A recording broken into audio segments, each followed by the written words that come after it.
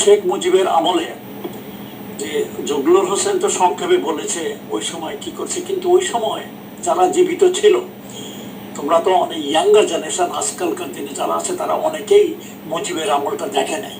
কিন্তু মুজিবের আমলে সেই সময় যে কি ছিল, মুজিবের এগেনস্টে কেউ কথা বলতে পারতো না, আওয়ামী লীগের এগেনস্টে কেউ কথা বলতে পারতো না, কথা বললেই জেলে অথবা মৃত্যু।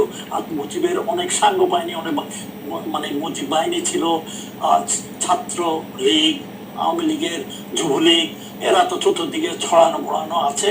তারপর লুটতরা চতুর্দিকে হলো, দেশে একটা মানে মহামারী ফ্যামিন শুরু হলো।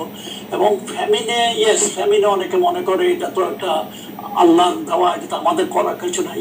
কিন্তু কোনো সাহায্য সামগ্রীর অভাব ছিল না দেশে।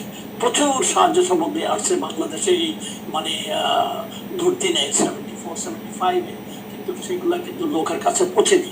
এবং জানা মতো সেই মানব সৃষ্ট দুর্ভিক্ষে, যেটা অমর্ত্য সেন কলকাতার নোবেল বিজয়ী অমর্ত্য ইনিই বলছে, এটা একটা মানব সৃষ্ট মানে দুর্ভিক্ষ। সেই দুর্ভিক্ষে সরাসরি মারা পড়ে 5 লক্ষ এবং আরো 1 লক্ষ পরবর্তী পর্যায়ে অনাহারে মরে।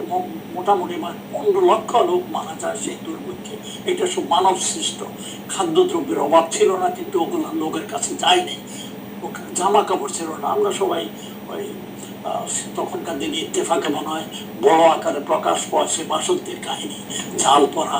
এখন ঝাল পড়া হয়তো একটু অতিরঞ্জ হতে পারে, কিন্তু কথা হলো তখনকার লোকের কাপড় ছিল না, মহিলা লোকের কাপড় ছিল না যে বাইরে যাওয়ার, ভিতরে এই জন্য ঘরের ভিতরে থাকতো। তো এই পরিস্থিতি তখন ছিল দেশে।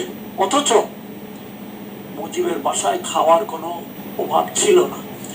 এটা কিছু একটা কমেন্টে আমি দেখলাম যে একদিকে লোকে খাওয়া পাচ্ছে না, অন্যদিকে মুজিবের 2 ছেলের বিয়ে রাজকীয় হাইলে, রাজকীয় স্টাইলে মুজিবের 2 ছেলের বিয়ে হয়।